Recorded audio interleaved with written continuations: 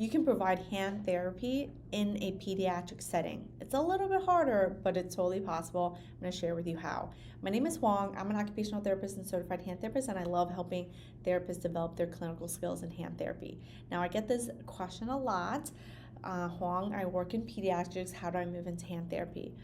And if you didn't see it already, I created a series where I talked about a lot of other settings: skilled nursing, acute care, home health. You can work in just about any setting and still provide hand therapy for your patients and develop your skills, get your hours, and that kind of stuff, right?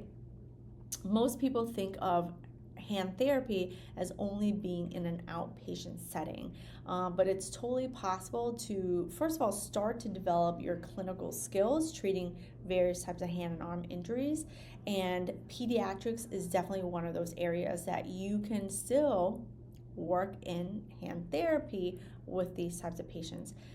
I personally think, it's my personal opinion, that when you're in pediatrics, it can be harder because pediatrics is a really huge topic, right? It's a huge field within occupational therapy. So if you think of OT, right, and you think of all the different settings, pediatrics is a really big umbrella, and then all the other ones are an umbrella, but at the end of the day, these are all adults, right? And then you have acute care, you have home health, you have skilled nursing, you have, even neuro. Neuro can be its own little subsection of what we can provide as occupational therapists. As occupational therapists, you can provide therapy for the pediatric population. So now what happens with all these other settings is you're working with a variety of diagnoses, but majority of all of these people are adults.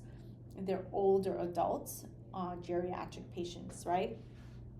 As pediatric therapists, you're working with a very particular pocket of pediatrics from the NICU all the way until they're 21. People are still considered, quote unquote, well, can be considered peds until they're 21, and just from a legal standpoint, like insurance coverage, like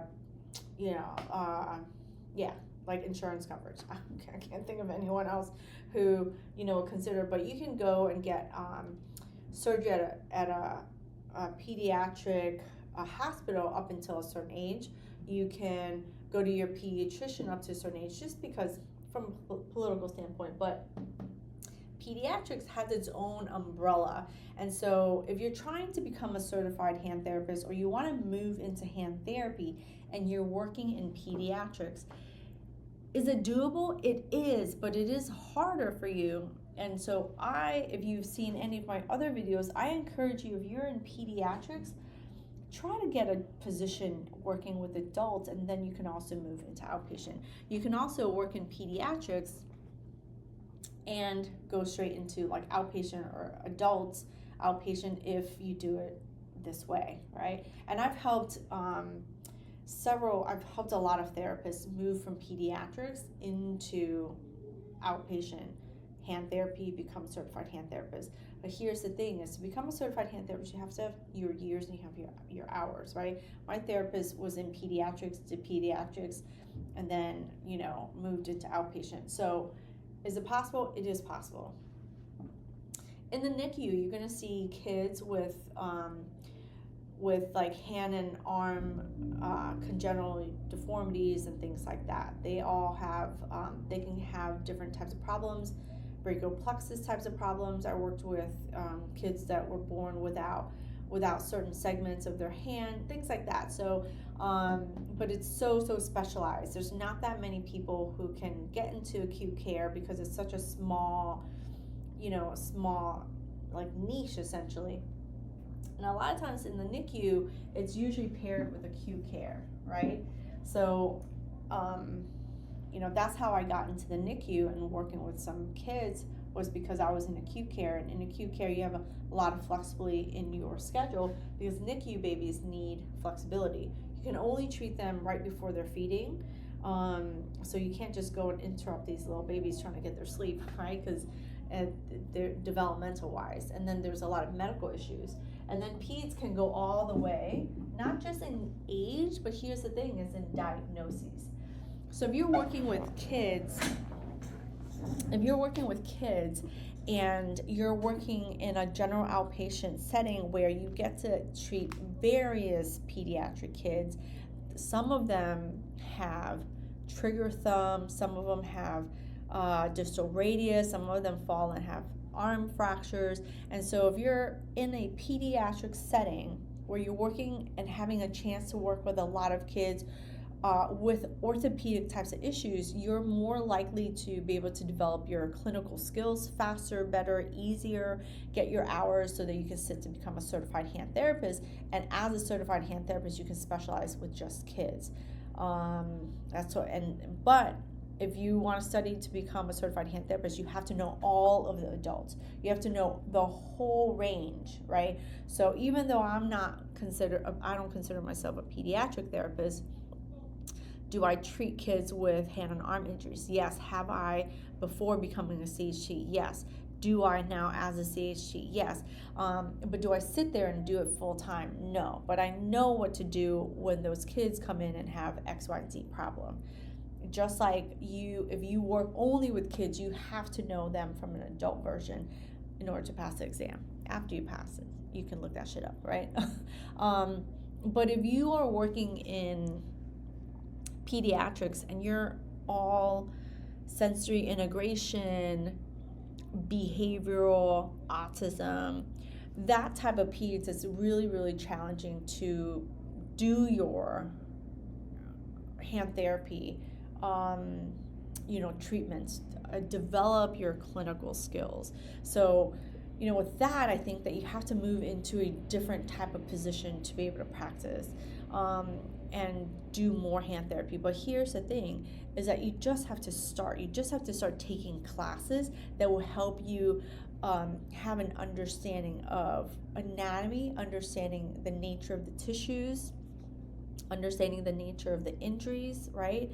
And you can then say, oh, now I know how to work with a trigger finger, trigger thumb.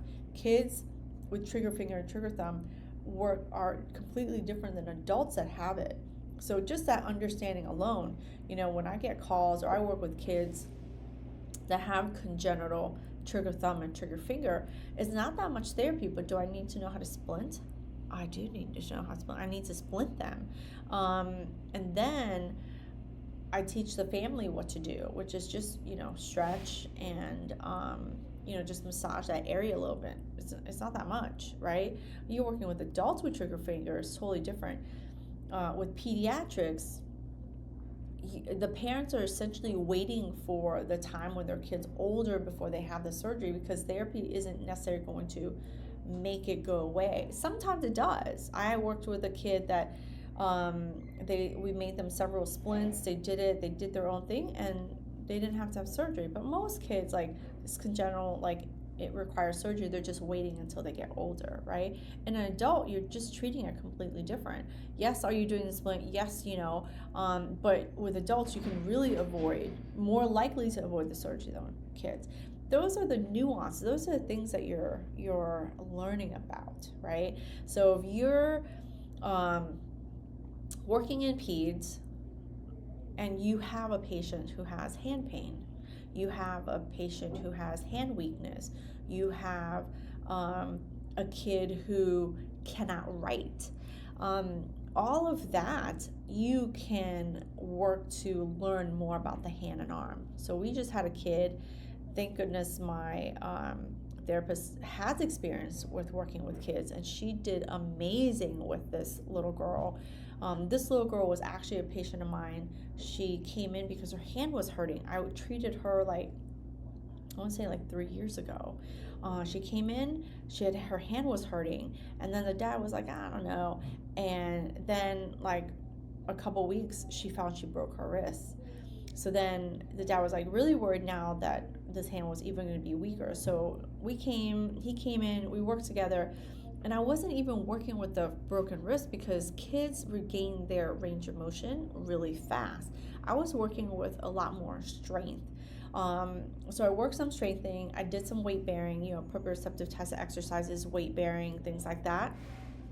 But the skill is, as someone who works with kids a lot, is that you know how to play with them. I mean, I played with her, but it was a struggle, I got creative. I mean, it took all my creative juices, got on the floor, got the balls out, got this and that, and she did really great.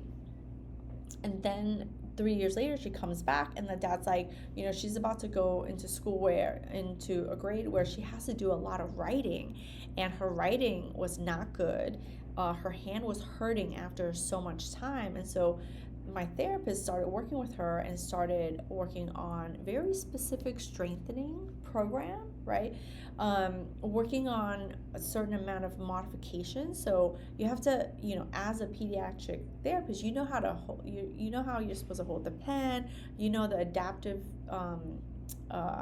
types of tools to show them, to share with them so that they can practice.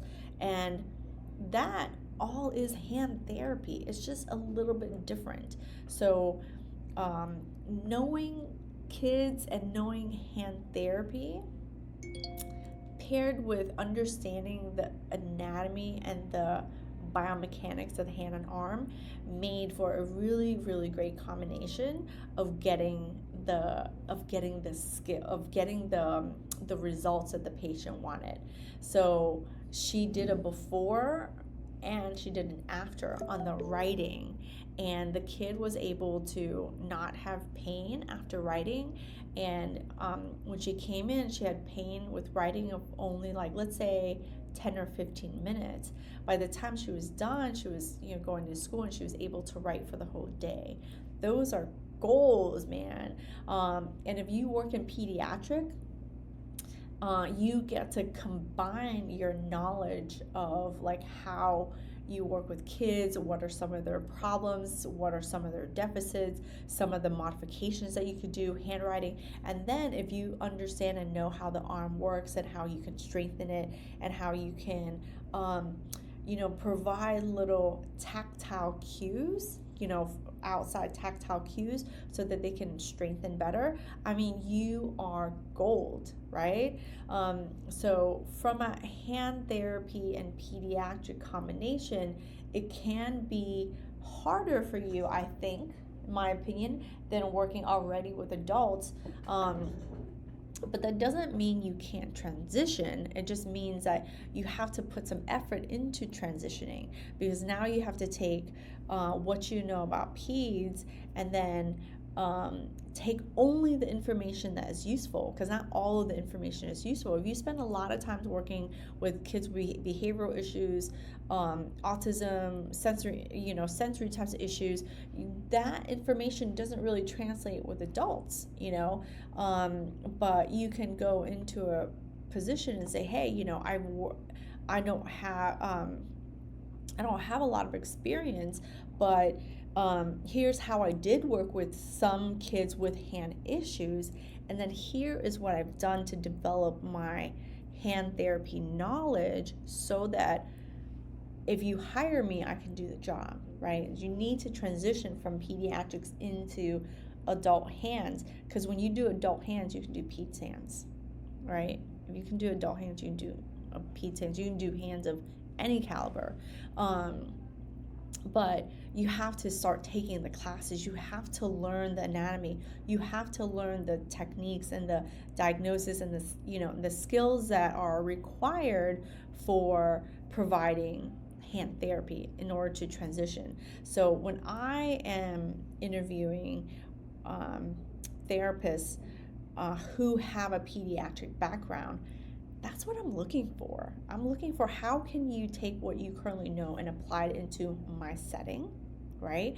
And then I want to know what classes or what are you doing to continue to develop your skills so that you can take this job. You cannot go, I mean, you can, but I don't know how it's going for you, to come into a job and say, pay me, but I know nothing.